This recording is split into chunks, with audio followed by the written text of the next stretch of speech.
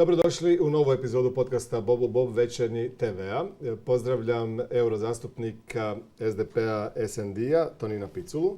Dobar dan. Dobar dan, hvala na pozivu. Gospodine Picula, ja sam rekao dobar dan, iako se mi emitiramo navečer, ali već i u to doba kad se emitira još bude svjetlost u 20 sati petkom.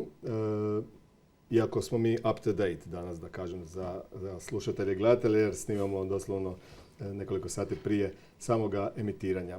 Krenut ćemo s Mađarskom, više tema naravno na rasporedu, sve vanjsko-političke, evropske, nešto i hrvatskih na kraju. Pa mi recite ovako, nakon ovih izbora, većina ocjenjuje da se radi o povijesnim izborima. Vi ste rekli da je to kombinacija kritične mase građanskog nezadovoljstva, jasne alternative Orbanovoj velevlasti kao uzrok promjene vlasti. S druge strane, predsjednik Republike Milanović, ona to gleda kao neku uobičajenu, čini mi se, stvar, jer je rekao da se pokazalo da je Mađarska funkcionalna izborna demokracija i da čovjek koji je do jučer bio tiranin i izbore izgubio šaptom zapravo i glatko. Ja sam bio uvijek uvjerenja, pogotovo sad kad imam i doista i ozbiljno političko iskustvo koje sam sticao ne samo u Europskom parlamentu, zapravo moja posljednja etapa mog političkog djelovanja, ali sam bio i gradonačelnik Velike Gorice, bio sam naravno i ministar.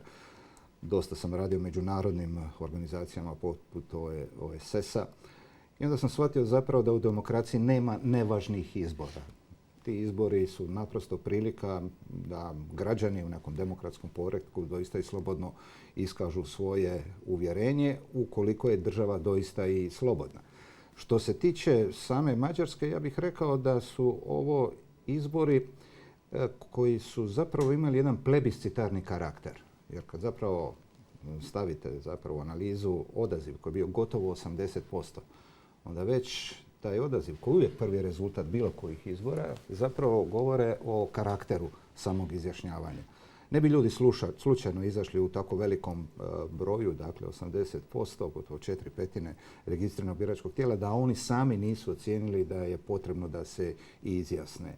I ta plebiscitarnost mađarskim izborima daje jedan poseban karakter. Odnosno, vjerujem da je ta izlaznost potaknuta ne samo motivom da se smijeni jedna vlast koja je predugo trajala u Mađarskoj, nego prije svega da se podupre nešto konkretno. Jer i ranije je Orban izlazio na izbore, imao je protiv sebe nezadovoljne građane, ali je uvijek uspijevao pobijediti. Ne samo zbog jednog namještenog sustava koji je bio fiksiran tako da on zapravo i sa jednom relativno malom većinom može dobiti uvjerljivu zastupljenost u mađarskom parlamentu, nego zato prije svega što je ovaj put taj sustav proradio protiv njega, jer očito nije računao da će se nezadovoljstvo Mađara njegovom vlašću na taj način eruptirati, da će pravila koje on postavio zapravo dokrajčiti tu njegovu dugogodišnju vladavinu. I na kraju krajeva ti izbori nisu važni samo zbog smjene jednog političara i jedne stranke na vlasti Fidesa. Oni naprosto govore o jednom konceptu koji je očito u Mađarskoj barem došao do svojih limita, iscrpio je sve svoje mogućnosti, ja bih rekao prije svega manipulacije, i građanima je bilo dosta i rekli su ne. Ali taj sustav, kako biste ga nazvali? Vi ste bili fini pa ste rekli Orbanova velevlast ili sve vlasti, jel? Predsjednik Republike je sarkastičan, on kaže jedan taj tiranin je glatko izgubio izbore, hoće reći, pa onda to nije bilo toliko loše, a znajući njihove odnose da su u dobrim odnosima. Jel? Pa mislim da je Orban bio dobar građanima, ne bi izgubio tako glatko izbore. Prema tome, ajmo pitati prvo Mađare što misle o Orbanu, onda mi možemo eventualno razgovarati o nekim našim dojmovima. Inače, ja sam doista uvjeren da tu vrstu entuzijazma mađarskih birača ne treba baš tako preslikati kada se o Mađarskoj govori sa neke pozicije izvan same države. Mađarska pod Orbanom je doista ostavila jedan dubok pečat, ja bih rekao prije svega u okviru Europske unije. Orban je cijelo vrijeme gradio svoj politički imidž i alibi opstruirajući Brisel, odnosno neke politike za koje on ideološki tvrdio da ni na koji način ne mogu biti podržane od Mađarske. Međutim, ni nije ga ni malo smetalo da u okviru te zajednice u kojem je Mađarska kao i Hrvatska i drugih 25 država, da ne traži novac, odnosno sredstva koje je nemilice trošio u Mađarskoj. Dakle, radi se, ja bih rekao, ne samo jednom koruptivnom, nego prije svega jednom licemjernom sustavu koji naprosto je htio biti dio jedne zajednice dok ima materijalne koristi, ali nije htio naravno dijeliti vrijednosti te iste zajednice. I to je moglo ići dugo vremena, ali taj model se na kraju krajeva i potroši.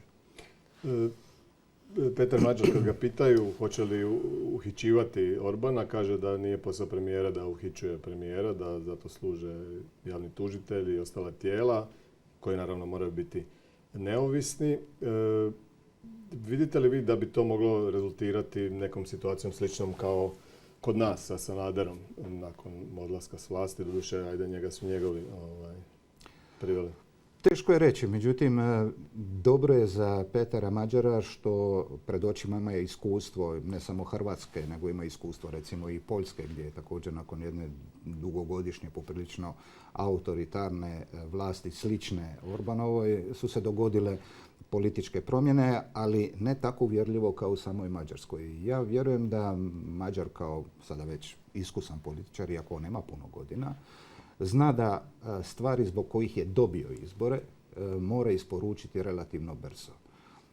Neki kažu da njegova pobjeda se korijeni ne samo u zasićenju Orbanovim oponiranjem Briselu, nego prije svega u zasićenosti tim koruptivnim sustavom vlasti u kojem je doista jedna odabrana zapravo skupina ljudi, koliko ih je to teško procijeniti, imala višestruke koristi od tog populističkog koruptivnog sustava i on zna da se s tim mora obračunati. On naprosto mora znati da toj velikoj većini koju je upravo su njegove političke poruke privukle biračkim kutijama, da ih on mora zadovoljiti. Da li će post-Orbanovski period u Mađarskoj imati prije svega karakteristike pravosudnog, prije svega, ne ću reći obračuna, nego istrage protiv onih koji su Mađarsku doista doveli na zao glas, rekao bi prije svega unutar same Mađarske, a onda izvan nje.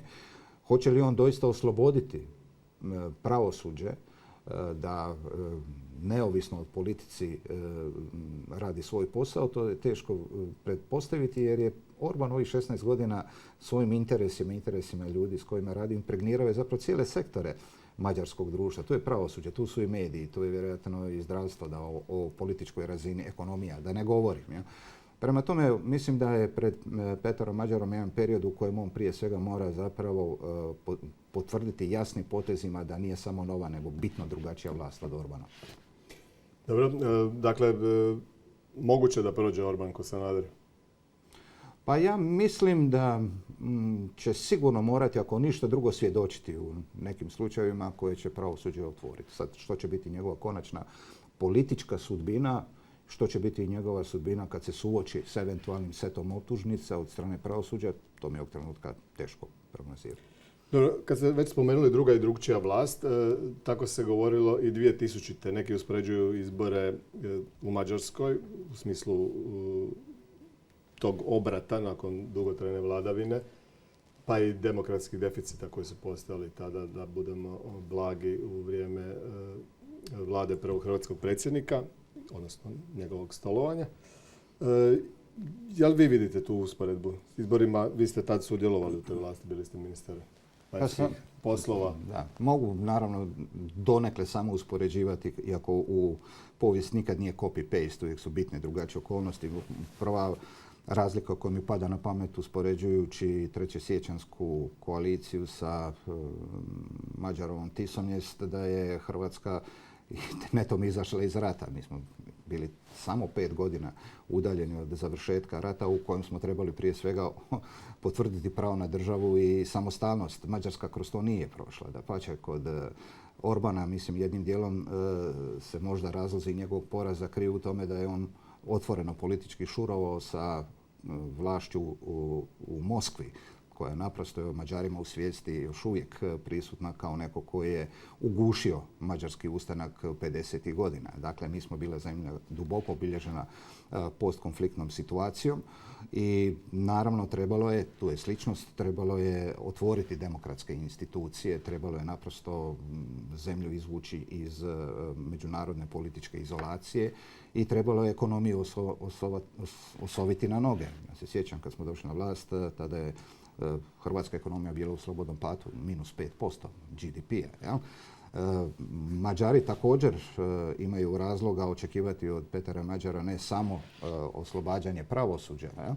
nego prije svega oni moraju učiniti puno više da bi Mađari osjetili boljitak u svom džepu. Dakle, postoje neke sličnosti, ali postoje, boga mi, velike razlike. Da, pitam vas to zbog toga jer on je sada nakon izbora nastavio govoriti o nekim stvarima koje je najavljivao u kampanji. Da će mijenjati ustav, da ne može Orban biti više premijer, odnosno da se to ograniči na 2 mandata.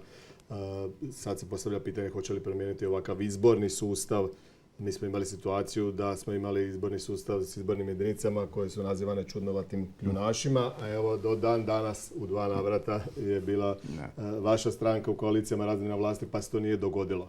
Ok, mi smo mijenjali ustav tada, ali neke od stvari koje su bile najavljivane, pa ako hoćete i obračun s kriminalom u pretvorbi i privatizacije, ostao na čekanju. Ima jedna mala razlika.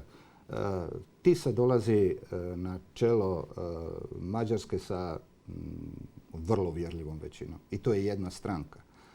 Dapače, mnoge stranke su izbjegle nastupiti na ovim izborima samo zato da onaj koji ima najveće izglede za pobjedu i pobjedi. U Hrvatskoj to tako nije bilo.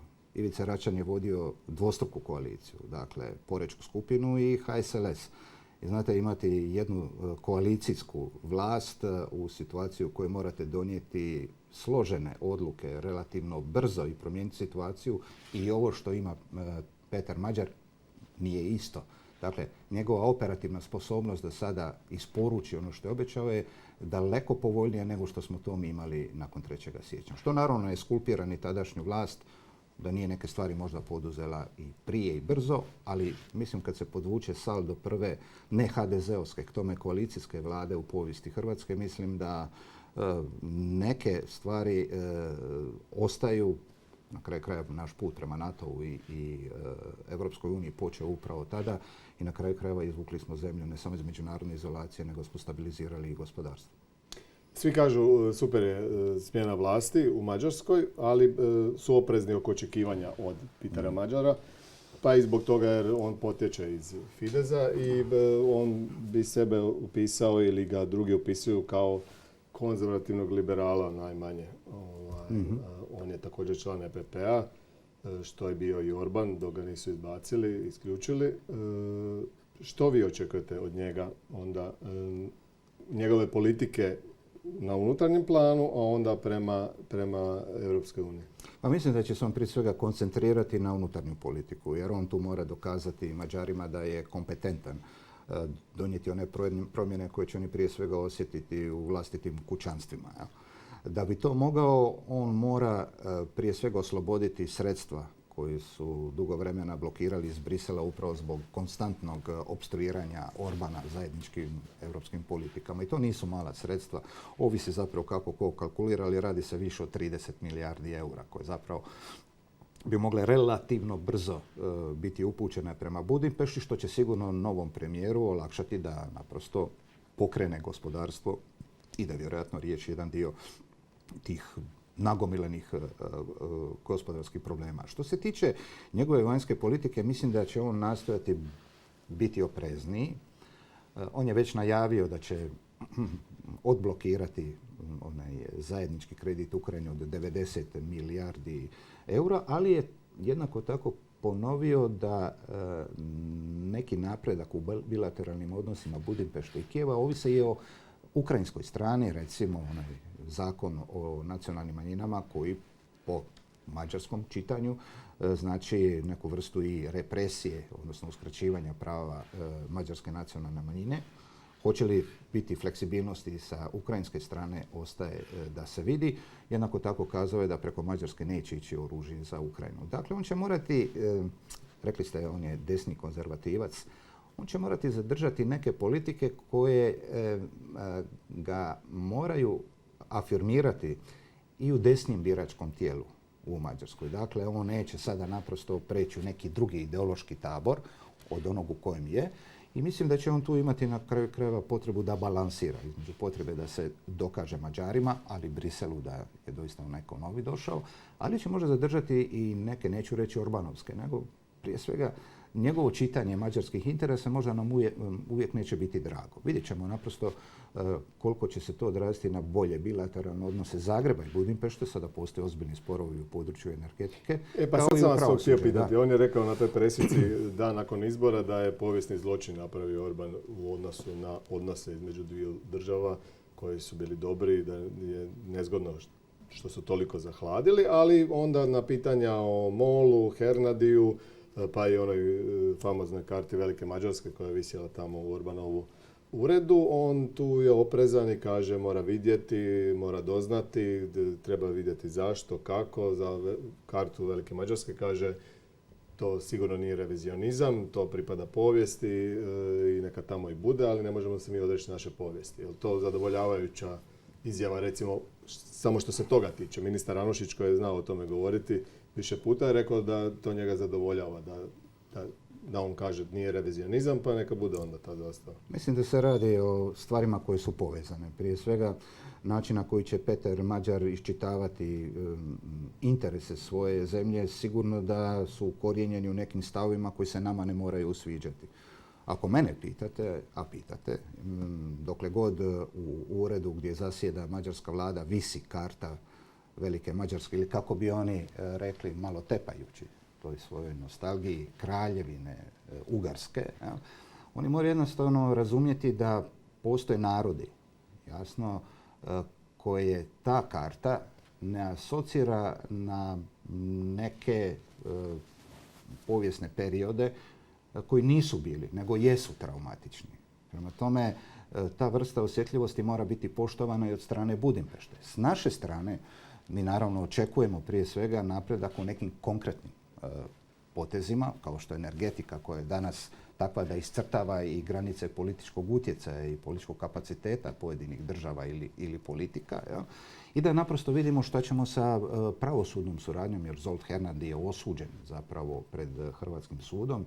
Nisam siguran, mislim da je Peter Mađar već rekao da je imao nepravedno suđenje. Ja? Mislim, to mora da, on je rekao da je to pitanje objektivnosti bilo suđenje Sanaderu, pa da zbog toga su sudovi valjda tako odlučili, ali da mora još proučiti to. Dakle, to je još uvijek jedan neoznačeni teritorij i ja se nadam da bez obzira na ova početna opterećenja koje Mađar sigurno ima zbog Orbanove ostavštine, da će situacija biti bolja nego što je to bilo jučer.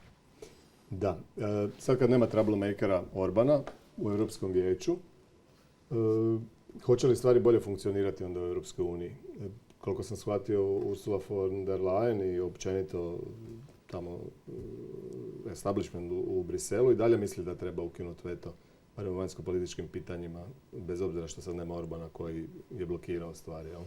Pa odlazak Orbana s vlasti zapravo je ozbiljan udarac upravo onim političkim opcijama kojima je on bio dugogodišnje nadahnuće. Jer to je snaga zapravo Viktora Orbana, da on nije djelovao izolirano u jednoj svojoj zemlji. To je bio političar koji očito imao kapaciteta da svoj pogled naprosto na mnoga ozbiljna politička pitanja izveze kao ideju i u neke druge sredine. Tako da danas imate u mnogim dijelovima Europske unije političke opcije koje se nadahnjuju zapravo onim što je Viktor Orban radio 16 godina u Mađarskoj i kako se odnosio ne samo prema Briselu, nego Moskvi, Pekingu, Washingtonu na kraju krajeva. I njegov odlazak kombiniran sa doista jednom vehementnom, nekontroliranom politikom Donalda Trumpa zapravo je dosta snažan udarac legitimitetu krajnje desnih stranaka u Europskoj uniji.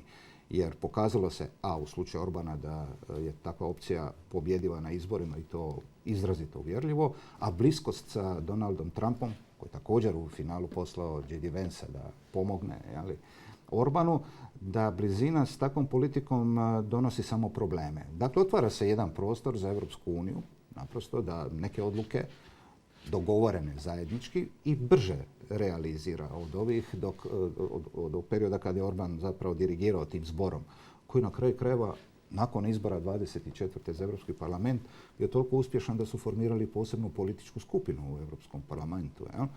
Tako da vidjet ćemo šta će se događati, ali razlozi zbog kojih je Orban bio na vlasti nisu u mnogim dijelovima Europske unije nestali. Ja uvijek volim reći da je povremeno puno lakše se riješiti autokrata na vlasti nego okolnosti koji su ga doveli ili zadržavali na vlasti. Vidjet ćemo.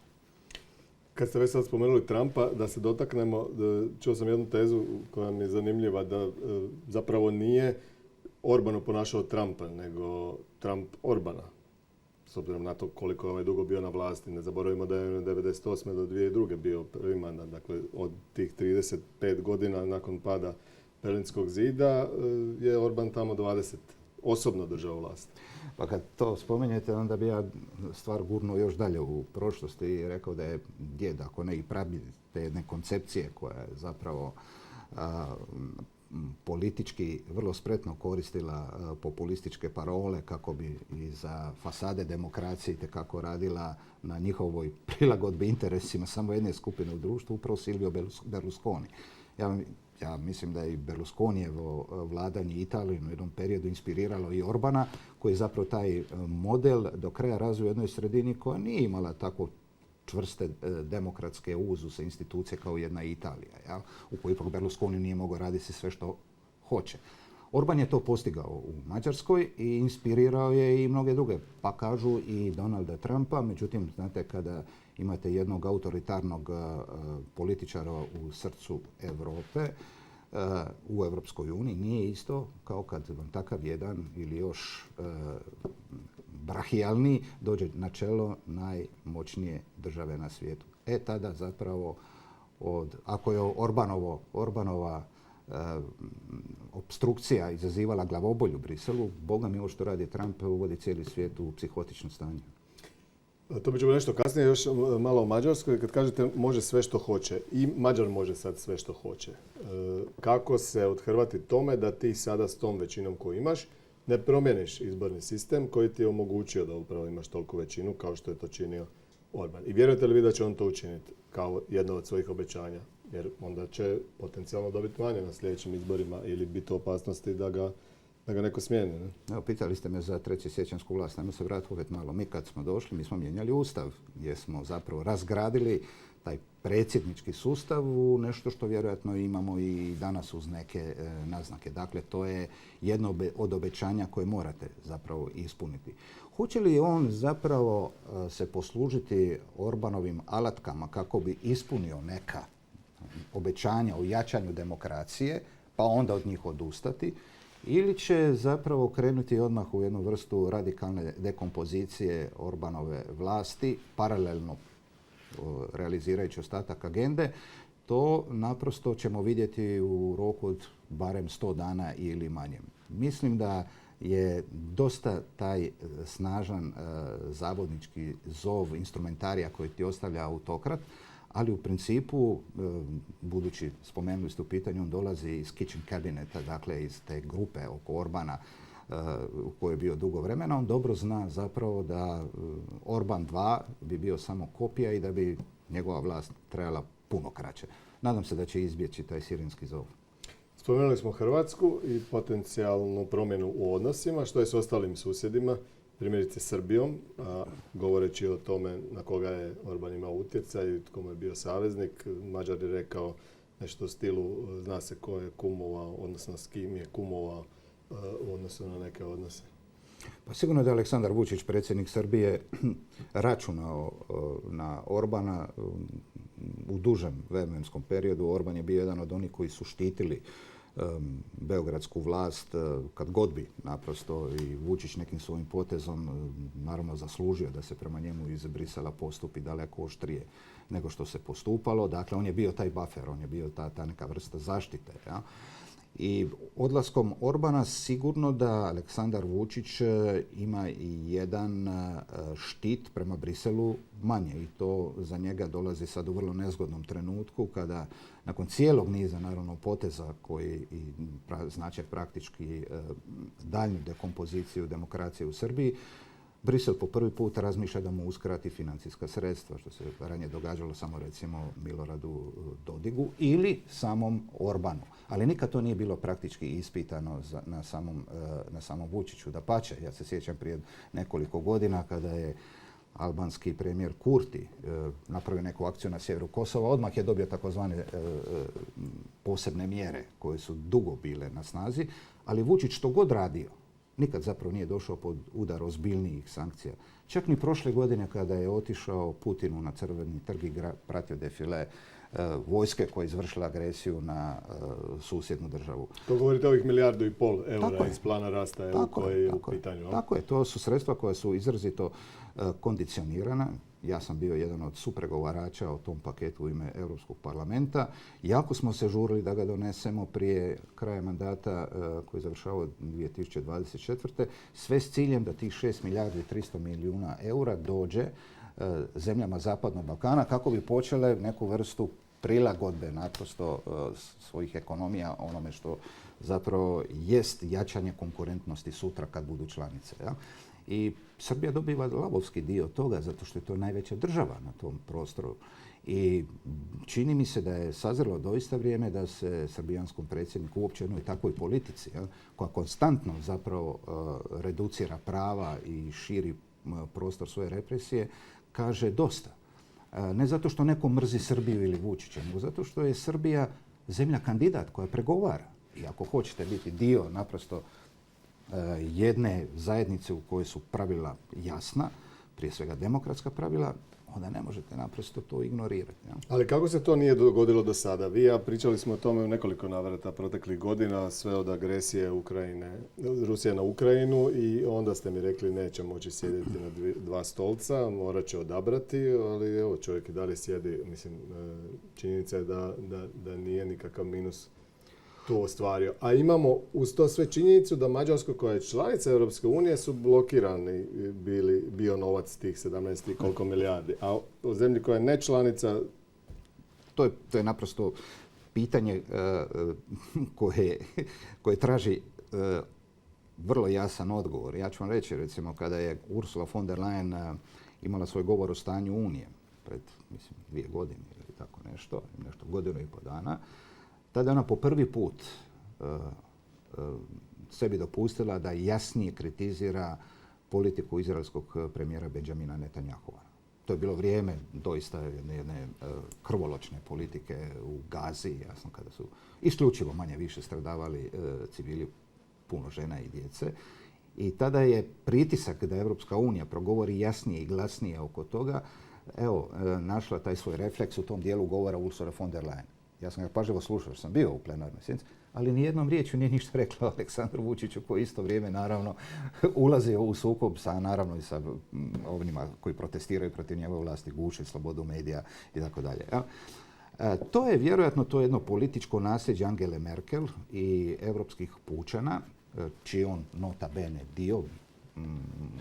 Fides je, mislim da je Orban izveo Fides očekujući da će biti izbačen. Ali se nikakav status Srpske napredne stranke još uvijek u EPP-u nije promijenio. Očito da još uvijek je živa ta nekakva ideja da takav jedan režim treba ipak držati bliže, ne bi li on otišao kud? Na istok. Meni je jedan od srpskih opozicionera nedavno rekao u Beogradu, pa šta bi on još to trebao napraviti da Europska unija shvati s kim posla ima? Pa Vučić je zapravo Putinu naprosto već napravio sve osim što nije poslao vojsku u Donbas. Ali svaka politika takvog tipa može neko vrijeme izdržati pritiske, ali u jednom trenutku se mora promijeniti. Nije dovoljno promijeniti narativ, treba promijeniti politiku podilaženja.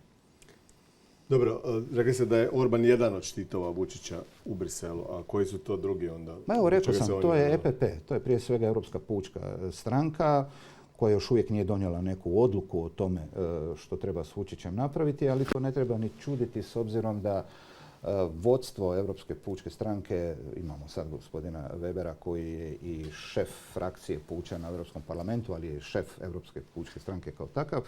On je već i u ovome mandatu od 24. pokazao ipak sklonost da neke zakonske prijedloge i rješenja izglasa sa krajnjom desnicom. Bez obzira što ta krajnja desnica već poslovično koristi poslovnik Europskog parlamenta koji im daje za pravo da traže ostavku Ursule von der Leyen svakih 6 mjeseci. I sad ja tu nazirem sukob unutar EPP-a. S jedne strane imate Ursulu von der Leyen koja naravno u ovom mandatu želi koncentrirati što je više moguće vlast u svojim rukama, da joj se ne dogodi kao u prvom mandatu da joj politiku ili ono što ona misli da treba komisija raditi omete ljudi kao gospođa Vestager ili Franz Timmermans ili gospodin Thierry Breton iz Francuske.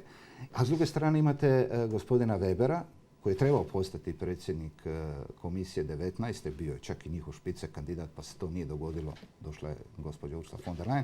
Mislim da je to jedan tinjajući sukob u okviru EPP-a kojeg evo naravno i Vučić koristi. Dobro, u koju opciju spada onda HDZ, premijer Andrej Plenković? Imaju li oni putra na glavi zašto Vučić nije kažnjen zbog sjedenja na 2 stolca?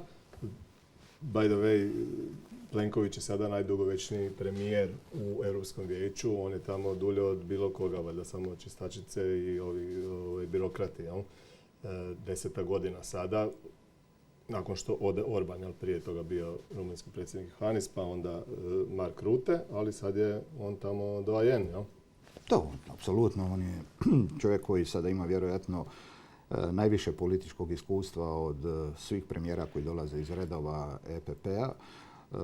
Sigurno da ima i neki status koji je izgrađen na temelju i te činjenice. Međutim, kada govorimo o njegovoj vanjskoj politici, ja mislim da je ona relativno nisko profilna kada je riječ bila i o Mađarskoj i o Srbiji, praktički u cijelom Zapadnom Balkanu koji je za nas prostor koji nam mora biti geopolitički interesantan, jer mi smo jedina zemlja koja graniči sa čak 3 države u postupku pregovora, dakle Srbija, Bosna i Hercegovina i Crna Gora. Mi smo mala država koja ima najdužu vanjsku granicu od svih u Europskoj uniji.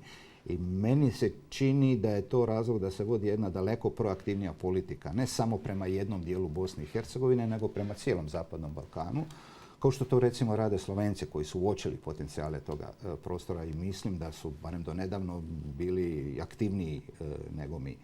Da li će se to nešto mijenjati sada sa odlaskom Orbana ili sada kada je Vučić u ozbiljnim problemima, ja bih volio vidjeti. Na kraju kraja imamo jednu izrazito stratešku poziciju u ovom dijelu Europe. Jedina smo zapravo zemlja koja svojim teritorijem spaja Dunav i Sredozemno more. Ima puno podunavskih zemalja, još više mediteranskih, ali samo jedna koja spaja Dunav i Sredozemlje. Dakle, naša politika mora biti multiregionalna, ja? I moramo biti daleko proaktivniji. Mislim da bi ovo iskustvo Plenkovića nakon 10 godina dobro poslužilo možda u formuliranju neke nove europske politike upravo prema ovom prostoru. Nemojmo zaboraviti, politika proširenja proglašena prioritetom u ovom mandatu, ali to treba potvrditi. Dakle, nije bio spreman Plenković reći onda da se poslužim nazivom emisije Bob, Bob, Pop, Pop. Pa mislim što se Srbije tiče. Da, vidim da on naprosto periodično samo reagira. On bi najrađe da se ne reagira nikako, jer eto Vučić naprosto ovo što govori isključivo iz razloga neke unutrašnje svoje potrebe. Ja mislim da ne. Ja mislim da mi imamo i obvezu kao posljednja država koja je ušla u sastav Europske unije i koja ima bolno iskustvo upravo s politikom koja je haračila po Hrvatskoj, Bosni i Hercegovini i na Kosovu, vrlo jasno davati kvalifikacije Vučićevoj politici, pogotovo kad vam privode i državljane. Jel? Kad vas optužuje da vi, ne znam, financirate ili sponzorirate neku obojenu revoluciju. Jel?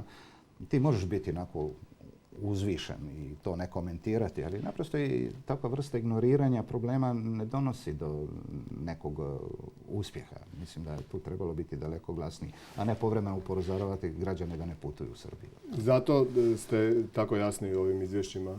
Pripremili ste nacrt i u ožujku sada u kojem ste definirali da je u opasnosti uopće taj put Srbije, ako i jest put, da napretka praktički nema, nego i nazadovanja.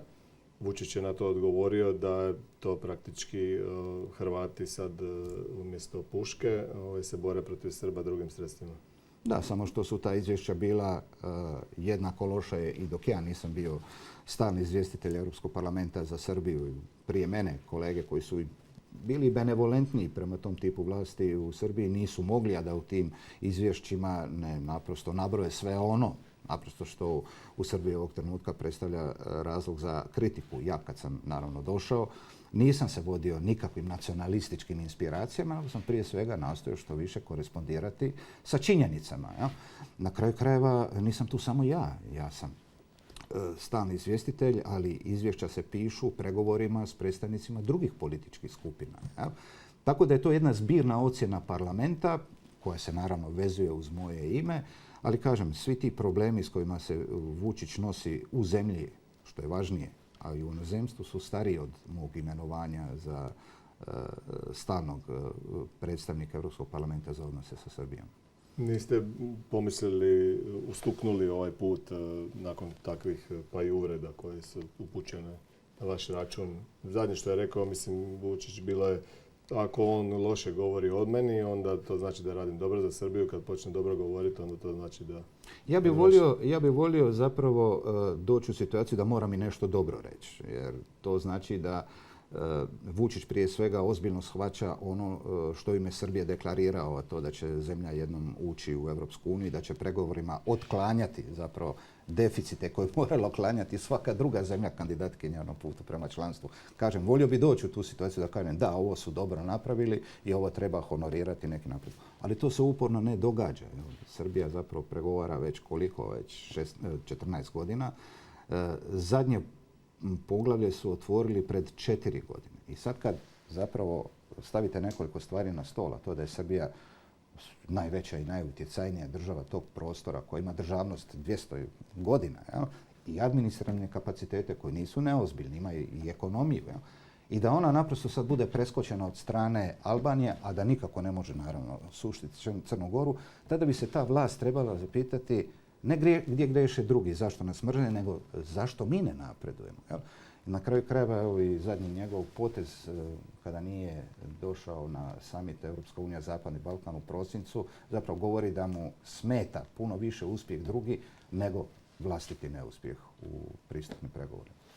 Da vi kažete da zapravo Vučića ne brine zatvaranje poglavlja, nego zatvaranje slavine financijske. Tako je, apsolutno, jer Srbija u razmjeni s svijetom ostvaruje negdje 66% te razmjene, a nedavno sam čuo i podatak kada se tome pridodaju i ekonomski odnosi sa susjedima, onda je to negdje gotovo 75, pa možda i više posto. Dakle, Srbija je država koja je ekonomski čvrsto naprosto ukorijenjena, usidrena u jednom sustavu ekonomske suradnje koji naprosto njoj donosi samo korist.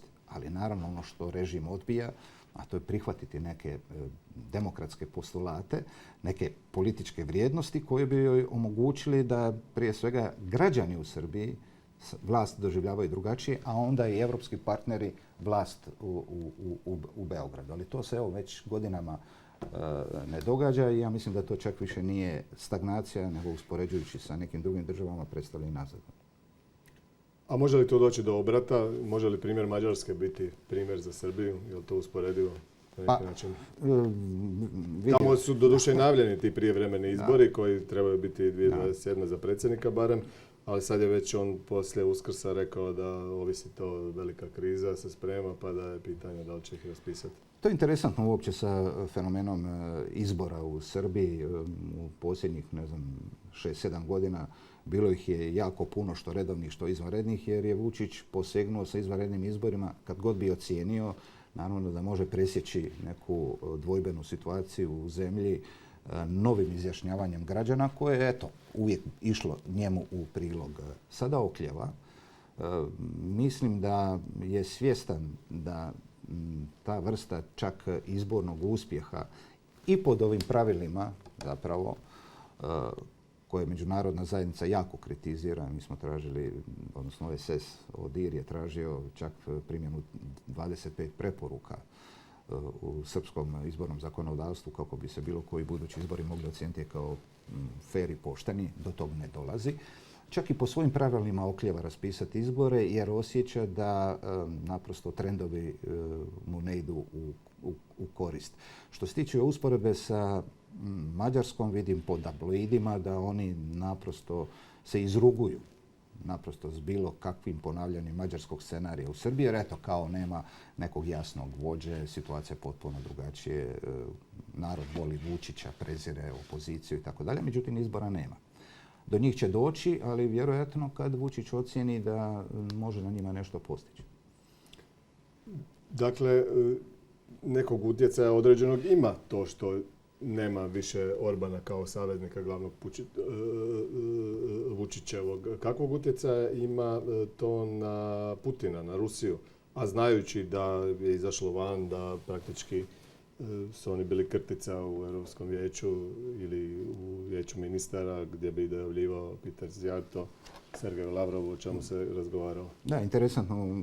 Niko ne zna zapravo šta je sa gospodinom Szijjártom. On je odletio ko kralj Petar 1941. negdje i sad se ne zna gdje je. Vjerojatno ima dosta razloga da možda boravi u sljedećem periodu više u inozemstvu nego u Mađarsku, ali to prepustimo Mađarima. Što se tiče odnosa Moskve i Budimpešte, ja bih rekao da će sad pod najvećim pritiskom biti treća strana. To su svi oni u Europskoj uniji, premijeri koji su slično Orbanu računali na Moskvu ili Moskva na njih da naprave neke ustupke Briselu. Ja? Oni će sad biti daleko izloženiji, recimo vlast u Pragu ili vlast u Bratislavi, ali i neke opozicije kao u Njemačkoj ili u Francuskoj, da se distanciraju ili barem da prevrednuju svoju izbornu strategiju. Moskva će sigurno neko vrijeme žaliti za Orbanom, ali mislim da oni imaju razrađen mehanizam petljanja u demokratske procese u državama Europske unije. Na kraju kraja to su i dokazali u cijelom nizu slučajeva. Tako da će morati taj vakuum odlaskom Orbana i popuniti. Naprosto treba vidjeti, treba se naprosto prilagoditi ovoj situaciji i ne misliti zapravo da sa odlaskom Viktora Orbana Europa rješava sve svoje probleme. To nije točno. Dakle, Moskva će tipovati na nekoga drugoga koji je na vlasti u nekoj članice ili se sprema na vlast. Da netko dođe. Ili se sprema na vlast. Da, apsolutno. Oni su u tome vrlo vješti i na kraju krajeva to je takozvani tip warfare ili ratovanja koji je daleko jeftiniji nego nabavljati rakete, tenkove, dronove i sve ostalo. Da, a kad se radi o raketama i dronovima, ok, sad će biti deblokiran taj zajam za Ukrajinu. Kakav tu ishod se može očekivati rata? I može li se očekivati kraj rata u odnosu na sve ovo što se događa na Bliskom istoku i pregovore koji su debeloj sjeni ostali svega ovoga? Vrlo teško je zapravo dati odgovor na to pitanje jer je rat postao stvarno sada jednog velikog dijela zemaljske kugle puno više nego prije 4-5 godina. Naprosto vidimo da odnose na svjetskoj političkoj sceni uvjetuju 3 velika megatrenda, ja bih rekao. Ja? A to je da nema toliko suradnje koliko ima sukoba. Cijela scena politička se izrazito fragmentira, dojučerašnji savezi se na neki način osipaju ili se njihove vrijednosti dovode u pitanje. I treći megatrend je sve se ubrzava. Zapravo nikad nismo bili svjedoci ovakvog brzog razvoja, nepredvidljivog razvoja političke situacije kao i danas. Što se tiče otvorenih ratnih žarišta, sigurno da rat Amerike i Izraela protiv Irana je gurnuo u drugi plan ono što se događa u Ukrajini. S jedne strane to odgovara Putinu zato što je cijena energenata povišena, naravno. Jel? Sigurno nešto čemu se on raduje. Još davno kao ministar vanjskih poslova sam dobio podatak da s obzirom na strukturu izvoza Ruske federacije i ovisnost o izvozu fosilnih goriva, svaka cijena barela ispod $60 dovodi Rusiju u ozbiljnu ekonomsku krizu. Kao što znamo, danas je cijena barela 100 i više dolara. Pitanje koliko uopće može padati. Ja. To znači da zapravo tu otpornost Ukrajine treba pojačati i dolazak Petera Mađara u tom pogledu je više nego dobrodošla, jer ovih 90 milijardi odavno dogovorenih čeka, kao što znamo.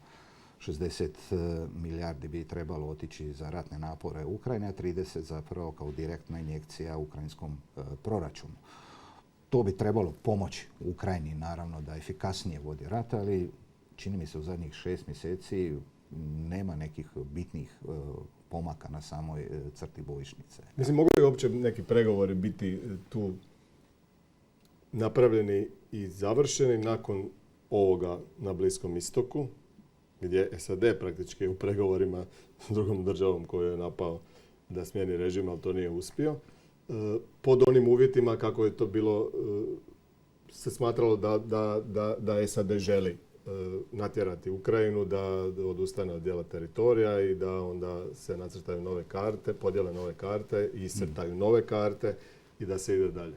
Mislim da je pregovarački kapacitet i potencijal Donalda Trumpa nakon napada na Iran u kombinaciji sa Izraelom smanjen. On naravno nije nestao, Amerika nije prestala biti svjetska sila broj 1 na svojoj strani.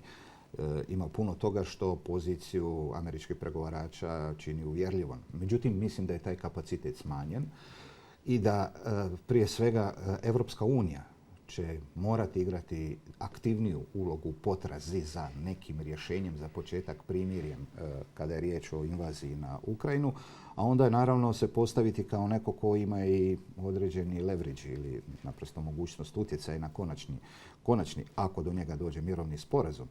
Što se tiče pozicije američkog predsjednika, znamo da je ona bila krajnje nepredvidiva, ali osobito je znakovito bilo kada je on predložio kao jednu točku budućeg sporazuma mirovnog između Moskve i Ukrajina, ukrajinsko primanje u Europsku uniju. Mislim, to čovjek se nasmije kada to vidi. Mislim, iz Washingtona naprosto on želi Ukrajinu u Europsku uniju, a istovremeno čini sve što može da deklasira samu Europsku uniju, za koju je naravno i smatrao da ona povijesno podmetanje Sjedinjenim Američkim Državama, na kraju kraja htio uzeti koma teritorija jedne suverene države članice NATO-a i Europske unije. Prema tome, mislim da Donald Trump će u idućih 6 mjeseci imati velikih problema. On je naravno naumio ne samo do tih međuizbora u studenom ojačati kako bi zadržao kontrolu nad oba doma američkog kongresa, nego on je htio napraviti neki spektakularan potez jer je u srpnju je 150 godina od deklaracije o neovisnosti Sjedinjenih Američkih Država. Kako sad stvari stoje, njegov public approval je izrazito nizak, što njega čini nervoznim, a opet što ne znači da će stvari se lako riješiti. Evo sad po zadnjim informacijama on inzistira na nekom dogovoru sa Iranom jer vidi naprosto da mu to utječe na podršku ne demokrata ili neutralnih građana, nego njegove republikanske. Da, informacije su da pošto poto želi sada dogovor, a da na van govori o toj senzacionalnoj pobjedi, vojsci koja je nepobjediva, najbolja na svijetu i tako dalje. Informacije zadnje su sada nekoliko sati prije emitiranja ovoga podcasta da bi se mogli za vikend dogoditi novi pregovori, pa onda eventualno i nekakav sporazum koji bi onda čekao 60 dana, neki konačni sporazum za sve to skupa, ali kao ne bi više bilo sukoba. Je li to dobra vijest? Mislim, svaka vijest koja znači za početak primirje, naprosto i obnovu, ako ništa drugo, međunarodne trgovine i slobode plovidbe svjetskim morima je dobra vijest. Ali pitanje ukoliko ne otklonite uzroke tog sukoba, može li to zapravo i potrajati. Ja? Tu ja moram biti skeptičan jer doista ova američka administracija je jedinstvena u povijesti Sjedinjenih Američkih Država. Vodi je čovjek za kojeg ne znate što će napraviti sutra. On dnevno otvara frontove umjesto da probleme zapravo sanira kao što je obećao i na temelju toga vjerojatno i dobio izbore. Ja? Dakle, on samo povećava broj sukoba u svijetu. Evo, zadnja bojišnica je s Vatikanom. Ja? To je naprosto ovako pomalo bizarno, ali kao da mu nedostaje protivnika, pa se onda usmjerio i na papu Amerikanca Lava XIV. Ja? Tako da ostajem duboko skeptičan prema kapacitetima sadašnje američke administracije, ali svakako ukoliko naprosto iz nekih svojih sebičnih razloga, to je spašavanje rejtinga, ja, sklopi nešto što će donijeti mir ljudima koji sad stradavaju od bombi, onda to treba pozdraviti. Ja. A može li se tamo očekivati neki unutarnji otpor, da ga tako nazovem, sve više i bivših suradnika samoga predsjednika iz onog prvog mandata, ali nekih podržavatelja iz same Mage koji propituju njegovo zdravstveno stanje, mentalno stanje. Ozbiljne novine poput New York Timesa pišu o tome je li njemu dijagnoza da čovjek je naprosto lud. Čujte, nema nikakvog razloga da oni koji su krajnje zabrinuti nad mentalnim statusom američkog predsjednika imaju razloga naprosto... Oni pozivaju na 25. amandman, čak 70 demokrata u kongresu je dalo inicijativu da se dakle, potpredsjednik preuzme ako je predsjednik u stanju nesposoban voditi zemlju. Ali njegovi republikanci i dalje ih se to ne dotiče kao ni kabinet. Da, zato što se boje da bi smjena američkog predsjednika vjerojatno prouzročila spiralu u kojoj bi možda i oni sami stradali. Ja? Jer predugo su okretali glavu od ovoga što je ne samo Trump govorio, najavljivao, nego i radio, da bi oni sami bili izuzeti od eventualnih političkih posljedica njegovog smjenjivanja. Nemojmo zaboraviti da je Donald Trump rekorder u povijesti. Ja? On je 2 puta već bio pod impeachmentom i 2 puta neuspješno. Ja? Osim toga, to više nije republikanska stranka, kako smo mi negdje nekad poznavali. Čak i kad su imali konzervativnije predsjednike poput Busha ili Ronalda Reagana, to je sad nešto posve drugo. To je dominacija tog subkulture ili kulture maga, koja je ovoga trenutka duboko uznemirana jer vidi naprosto da ponašanje prvog među njima im prouzročuje političku štetu. Ali izlaza nema. Ja. Tako će oni će nastojati izdržati nekako, pretpostavljam, do izbora, nadajući se najboljem. A hoće li se to najbolje dogoditi ili neće, to je sada pitanje što će Trump raditi u sljedećih nekoliko mjeseci. Ali ukoliko on izgubi kontrolu makar nad jednim od 2 doma američkog kongresa, tada će biti u dalekoj političkoj situaciji nego što je sad on kontrolira na kraju krajeva i Vrhovni sud, ne samo oba doma kongresa. Ja? I to je jedna jedinstvena situacija u kojoj su se našli i Amerikanci i mi. Dobro, da on ništa ne učini sada, koliko će trebati da se ovaj kaos koji je posijao sredi? Nikad se više nećemo vratiti na square one, odnosno na poziciju prije 2016. godine. Mi naravno sad govorimo o događajima koji su se dogodili u zadnjih 1-2 dana. Ja? Međutim, 2016. je Trump došao pomalo iznenađen sam na izbore, što je meni bilo indikativno jer ja mislim da se Amerika već do tog trenutka dovoljno promijenila da može izabrati nekog kao što je Donald Trump. To je vjerojatno bila jedna duga frustracija znatnog dijela Amerikanaca razvojem događaja od pada Berlinskog zida i svega onoga što se događalo kao posljedica globalizacije. Jer dok su pravila globalizacije radila za velike korporacije, uglavnom američke, i dolazi redovno profit, tada niko nije dovodio u pitanje ni liberalnu demokraciju u Americi, niko nije dovodio u pitanje naravno i ono što je Americi donosilo dobit.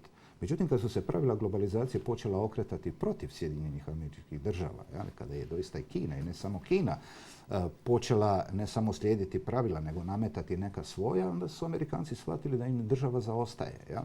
I za to su okrivili političare. Prije svega, naročito nakon velike financijske krize 2007. godine, kada naprosto i Washington po prvi put možda čak i nacionalizirao, jasno, banke kako bi ih javnim novcem, kako bi ih i spasio.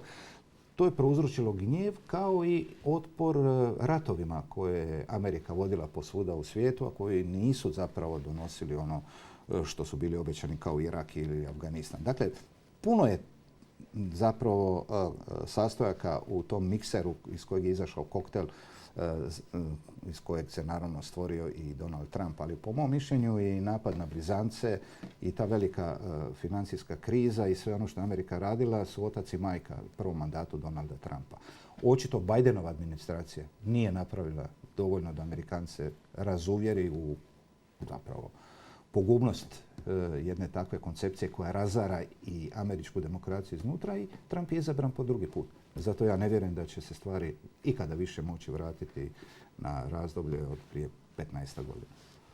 Nakon šamaranja, nazovimo to tako, mnogi su zaključili kako se Europska unija, Europa budi, da je to bio poziv na buđenje u smislu bolje organizacije obrane, pa i neki programi su poput SAFE-a napravljeni u tu svrhu.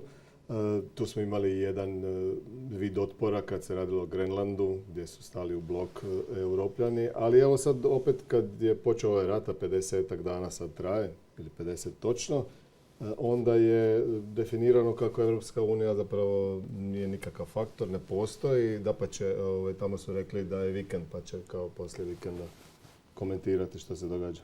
Što se tiče Europske unije, tu treba biti naravno fair, pošten i zadržati jasno jednu sposobnost da se i kritički osvrnete na politiku bloka. Prije svega ja uvijek volim reći Europska unija nije zajednička država i teško da će ikad biti. To je zajednica država i to je razlikuje kada gledamo ostale na neki način faktore na svjetskoj političkoj sceni, Ruske federacije, Amerike, Kine i da ne nabrajam dalje. Dakle, nije lako zapravo 27 država stalno držati usmjereni u istom zapravo pravcu koji nadilazi ekonomski interes. Dakle, kad god se otvori neko pitanje koje nije samo gospodarsko, nego i duboko političko, onda vam dolaze u prvi plan naravno i neke razlike u nacionalnim percepcijama što se događa. Ne može Europska unija govoriti jednim glasom kada je riječ o sukobu, ratu Izraela prije svega protiv ostalih na Bliskom istoku, zato što neke države članice imaju povijesne komplekse. I teško im se zapravo, makar i narativom, stavite na stranu onih koji predsjedniku vlade Izraela kažu ono što mu se mora reći, da on radi tamo zapravo nešto što je blisko ratnom zločinu. Jel? To ne može napraviti neko iz Beča ili iz Berlina, ali drugi koji nemaju taj kompleks, to kažu jasno. I sad je vrlo teško gospođi Kaji Kalas voditi zajedničku vanjsku i sigurnosnu politiku, jer ona može biti, ne mora samo to da se razumijemo, ali ona je glasnogovornik zajednički donesenih stavova.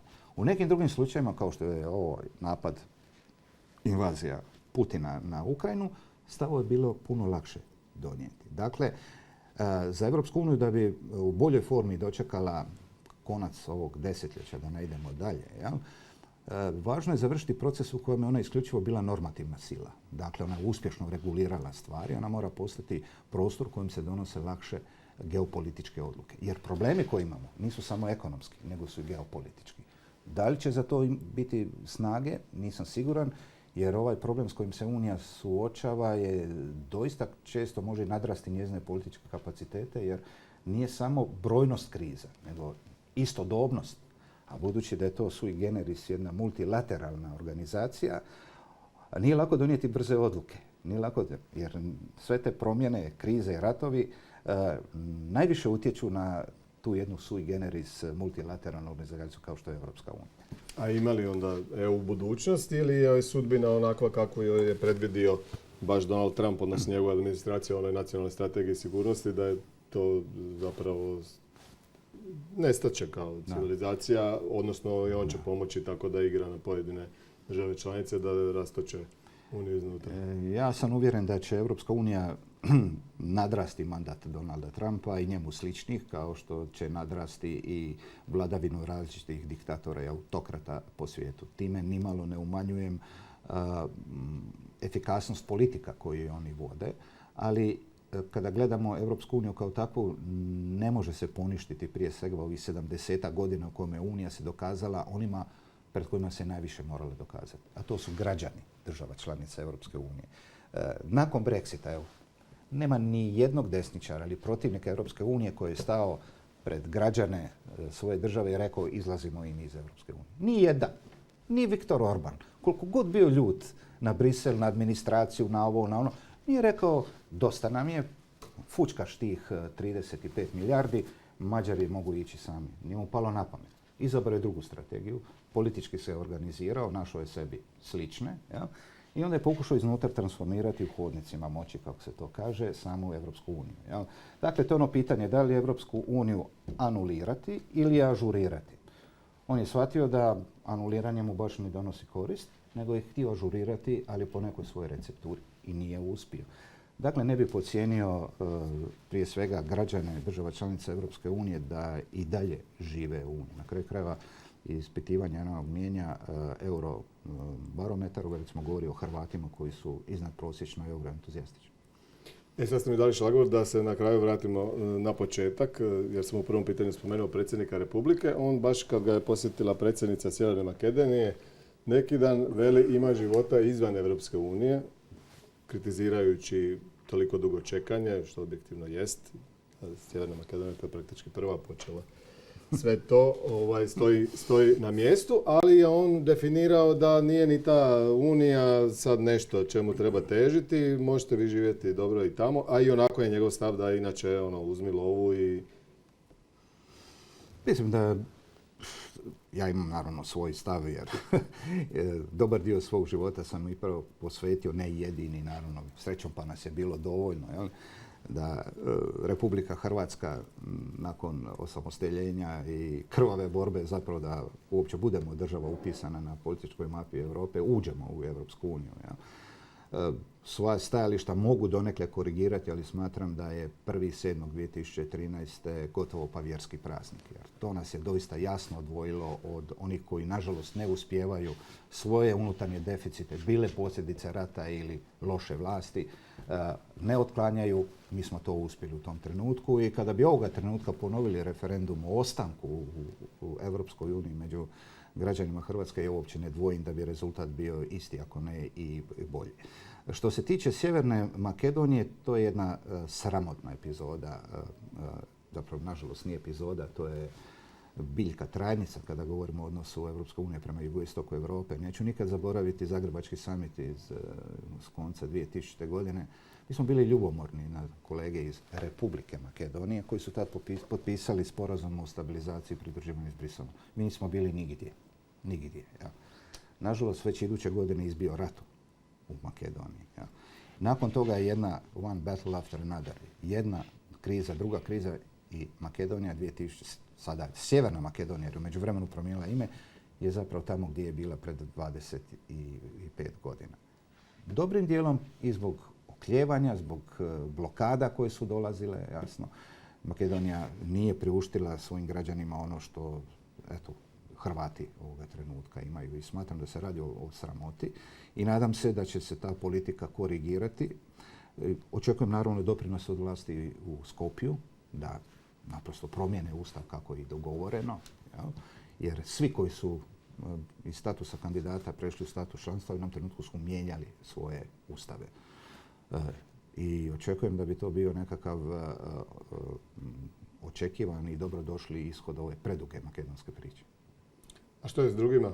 Je li realno da bilo koja zemlja, a Crna Gora je najspremnija do 2030. zaista postane članicom, što bi bilo, računajmo onda, 17 godina nakon zadnje primljene, to je Hrvatska? On ima jedan zgodan slogan, 28. do 28. Dakle, oni žele biti 28. članica, jel? Zapravo za 2 godine. 13 poglavlja su zatvorili, imaju ambiciju da do konca ove godine zatvore sva preostala poglavlja. Brisel ih u tome potiče, jel? Ali vrag se uvijek krije u detaljima. Jel? Hoće li oni imati puni politički kapacitet da premoste unutarnje neke sukobe, ovoga trenutka ne tinja, nego bukti sukob između predsjednika i premijera. Postoji neke ozbiljne kritike o kvaliteti zakona koji se po brzoj toj traci usvajaju u Podgorici. To ćemo znati do konca ove godine. Što se tiče Albanije, ona je u kratkom vremenu napravila puno. Ima snažnog sponzora, to je gospođa Meloni, koja ima izvanredne odnose sa gospodinom Ramom. Da li će Albanija tu vrstu unutarnje transformacije uspjeti održati u idućih godinu, 2, 3 dana, nisam siguran. Ali ono što je ovoga trenutka kao ideja gotovo podbačeno, to je ta ideja reverse enlargementa, odnosno obrnutog proširenja, koji je pomalo dizajniran zbog Ukrajine. To znači da bi neka država, kandidat, mogla ući u članstvo Europske unije s odgodom ispunjavanja nekih važnih ključnih reformi i bez prava da odlučuje, možda ima zastupnike u Europskom parlamentu ili povjerenika u komisiji. Ja sam protiv te ideje, odmah da kažem, i čini mi se da kolege iz Ukrajine sad su ipak na stavu da Ukrajina kad uđe mora ući spremna, a ne na mala vrata. Ja. Ja sam pred nekoliko godina u izvješću koje se zovu preporuke o idućem proširenju Europske unije bio umjereno optimističan i kazao sam da bi do konca 29. godine, znači do kraja mandata parlamenta i komisije ovih, jel, bilo dobro zaključiti pristupne pregovore sa onima koji sad pregovaraju ili jednim njihovim dijelom i vidjeti kojom brzinom će ići rješavanje posljednjeg problema. A to je ratifikacija u nacionalnim parlamentima, što se također može zakomplicirati, pogotovo u Francuskoj, koja ima zakon da nova članica mora biti potvrđena ni manje ni više nego na referendumu. Spomenuo je to i Mađar sada kad se govorilo o Ukrajini i članstvu. Postoji naravno i novela tog zakona koja kaže da francuski predsjednik može zaobići referendum ako u Narodnoj skupštini osigura uvjerljivu većinu. Ne znam da li se radi o 3/4, onda naravno i referendum. Dobro, vidite li vi uopće mogućnost da bi Ukrajina mogla ući sve dok traje rat ili tamo da najsenzacionalnije se dogodi pa to završi na godinu prije u EU od ovih država u susjedstvu? Znate što ću vam reći? Mislim da to nije najrealniji scenarij, pogotovo povijest se voli koji put poigrati ovako i sa neočekivanim zapravo razvojem događaja. Da bi on odgovorio na to pitanje trebalo bi sačekati 29. kolovoz ove godine. Naime, 29. kolovoza će se dogoditi jedno političko izjašnjavanje koje je vrlo bitno za politiku proširenja Europske unije, to je referendum na Islandu. Znači, mala zemlja na sjeveru Europe, nova vlada će raspisati referendum i pitati Islanđane i Islanđanke želi li nastaviti prekinute pregovore s Briselom o članstvu. Ako se dogodi da referendum prođe, odnosno da Islanđani kažu idemo u Europsku uniju, to će dati potpuno novu dinamiku i svima ostalima. Jer za Island ne treba puno. Naprosto to je jedna funkcionalna demokracija, stabilna ekonomija, koja bi onda vjerojatno možda potaknula Europsku uniju da do kraja mandata recimo primi Island i još neke zemlje koje nisu toliko upitne i potvrdi svoju stratešku opredjeljenost prema proširenju kao jednom od dijelova političkog mainstreama. I mislim da je to za očekivati jer imate dva momenta u posljednjih par godina koje vezujemo za konkretne političare koji su imali snažan efekt na asocijacije. Jedan je naravno Putin moment koji je invazijom na Ukrajinu promijenio odnos Švedske i Finske prema politici neutralnosti i pretvorio ih u članice NATO-a, što Putinu nije palo na pamet da bi se moglo dogoditi. I imate Donald Trump moment koji upravo zbog ovog posezanja za Grenlandom može motivirati Islanđane da ipak nađu zapravo svoje mjesto u jednoj zajednici koja naprosto jamči, ako ništa drugo, poštivanje suvereniteta svoje članice, a i neke ekonomske probitke. Možda su se oni na Islandu uplašili toga jer je on miješao Grenland i Island, govoreći o tome. Kako god strah je stvaran. Ali sad kad se radi, kažete, o predjeljenosti Europske unije ka proširenju, to toliko dugo traje. Zar ne bi bilo više poštenije reći, i uz ovo sve što ste spomenuli, da tu slijedi još ratifikacija, pa kod neke referendum, pa ne znam što. Ok, ne treba nam više nitko, toliko nas je koliko nas je, nećemo više držati na kratkoj uzici nikoga od nijednu od tih zemalja. Bog doviđenja. Ili reći, ne znam, javit ćemo vam se za 15 godina, onda ćemo biti spremni. Jer zaista, Mislim da to nije dobra politika, zato što dogodit će se nekoliko stvari. Ukoliko vi kazali, evo, mi smo sad klub koji je zatvoren za novo članstvo, vi automatski jedan bitan geopolitički, nikad važniji prostor izlažete drugima. Tek tak bi došlo do prave pravcate depresije i naravno i Rusija i Kina i zemlje zaljeva, Turska, našla bi jedno područje u kojem bi one sebe ponudile kao alternativu, a znamo da se baš one ne rimuju sa vrijednostima zbog kojih smo mi ušli kao Hrvati i Hrvatska u Europsku uniju. Dakle, to ne bi bilo dobro. S druge strane, treba smanjiti broj obećanja koje ne možeš ispuniti, kao što se dogodilo u slučaju Makedonije. Ja? To znači da ta politika mora biti konzistentnija. Ako si proglasio proširenje prioritetom jednim od u ovom mandatu, ti do 29. onda moraš ispuniti barem jedan dio tog obećanja i primiti jednu ili dvije ili tri države u svoje članstvo. Možemo li vjerovati da će tako biti? Mi smo pričali o ovoj istoj stvari kad se dogodila agresija, u ovom kontekstu što ste malo prije spomenuli, da treba držati kod sebe te države, ne prepustiti ih nekima drugima, da će to ubrzati stvari jer će jednostavno Europska unija biti prisiljena, primorana da skupi te sve i drži ih kod sebe, mislim a da ih ne uzme Putin ili neko treći. Puno toga se dogodilo zapravo što je ovu moju tezu samo osnažilo, nije rasplinilo. Jel? Jer naprosto suočeni sa alternativom da vam zapravo na jednom vitalnom dijelu europskog kontinenta cvatu korupcija, populizam, na kraju krajeva može izbiti neki sukob, znate, jer još uvijek to prostor u kojem ima dosta neriješenih bilateralnih pitanja. I neka neko, naravno, populistički nastrojen koji smatra da može umjesto snage argumenata koristi argument snage, imate puno veći problem ako ništa drugo, onda imigrante, migracije i tako dalje. Mislim da ta svijest postoji, ne mogu staviti ruku u vatru, ali morat će upravo strah koji je natjerao Šveđane i Fince u NATO, možda sada je dobar dio država članica natjerati da shvate da naprosto moraju primiti nove članice zbog, naravno, jačanja i njihovih pozicija i Unije kao tako.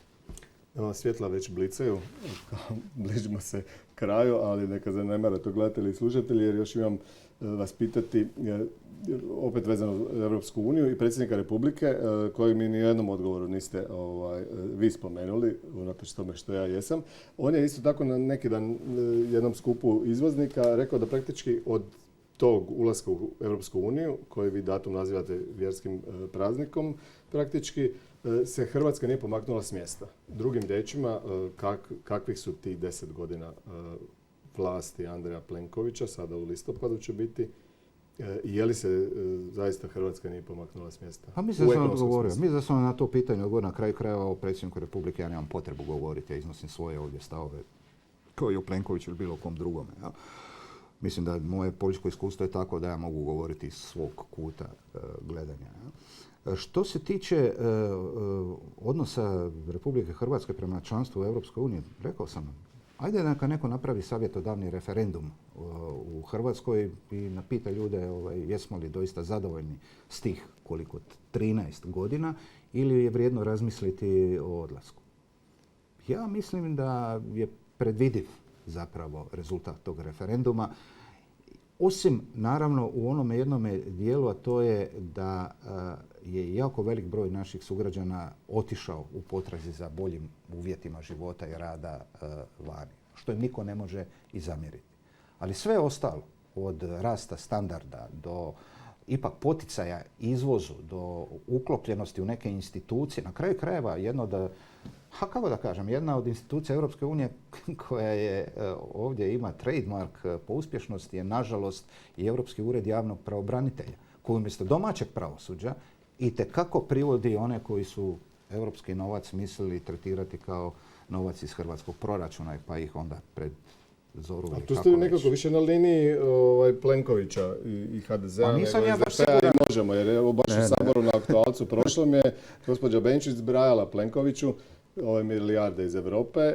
On je duše rekao da nije dobro zbrojila. Ona definirala da 35 milijardi koliko je došlo kroz sve vidove u ovome članstvu nije iskorišteno za dizanje bilo kojih pokazatelja. Pa ja mislim da ja tu nisam ni na kojoj strani kad je riječ o premijeru Plenkoviću. Ja mislim da on ima jedan vrlo dvojben odnos prema uredu Europskog javnog tužitelja. Naprosto, radilo se tu i o pitanju ingerencija, o naprosto sumnjičenju da se prekoračuju ovlasti. Ja smatram da je upravo gospođa Kovesi i taj ured Europskog javnog tužitelja velika stvar i za Republiku Hrvatsku. Naravno, korupcije i manipulacije javnim novcem ima u dosta država Europske unije. Ali nas zanima Hrvatska. Ja mislim da je posao toga ureda ovdje jako bitan.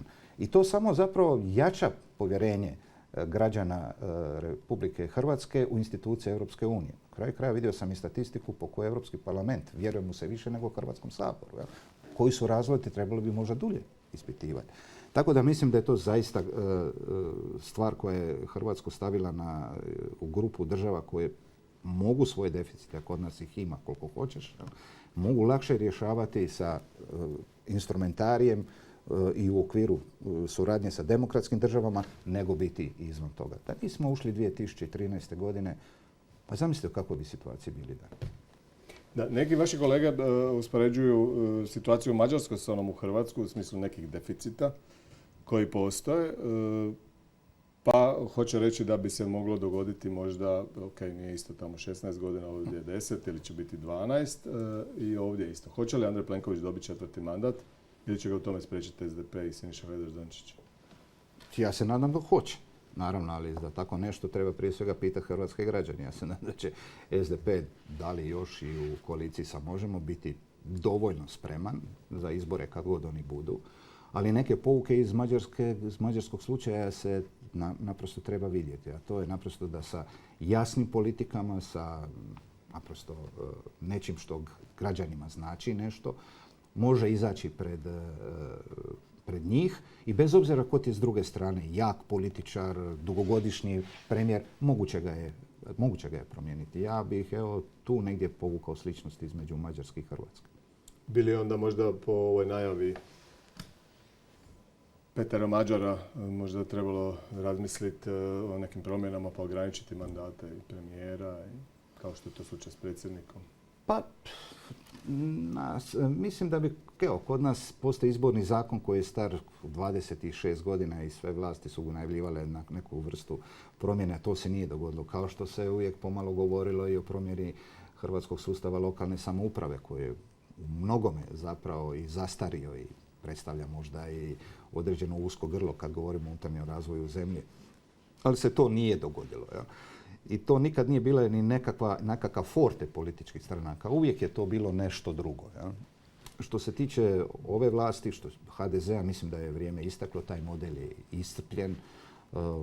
On je naprosto vjerojatno prestao biti relevantan onog trenutka i kad smo ušli u Europsku uniju, prije toga NATO, jasno, i sve ovo što se događalo sa uvođenjem eura i ulaskom u Schengen. Međutim, očito, za razliku od mađarske, opozicija nije bila dovoljno atraktivna, odnosno jasna, da se dogodi promjena vlasti. Nadam se da će se izvući pouka. Mađari su izvukli iz neuspjeha. Hoćete vi sudjelovati na tim izborima da se čuvate za predsjedničke? O čemu se priča, da imate neki dogovor? Ja nisam ja nikad stajao sa strane, neću ni stajati ni prilikom budućih izjašnjavanja hrvatskih građana. U kojoj formi i kad, možda je malo prerano da to objavim. Pantovčak? Nikad ne reci nikad. Hvala vam, gospodine Picula. Hvala i vama na pozivu. Bilo je to sve u još jednoj epizodi podcasta Bobu Bob, večernji TV-a. Naravno, premijerno nas možete slušati i gledati petkom u 20 sati na platformama Spotify, YouTube te društvenim mrežama Večernjeg lista za tjedan dana. Evo uz ova svjetla koja blicaju. Doviđenja, do slušanja.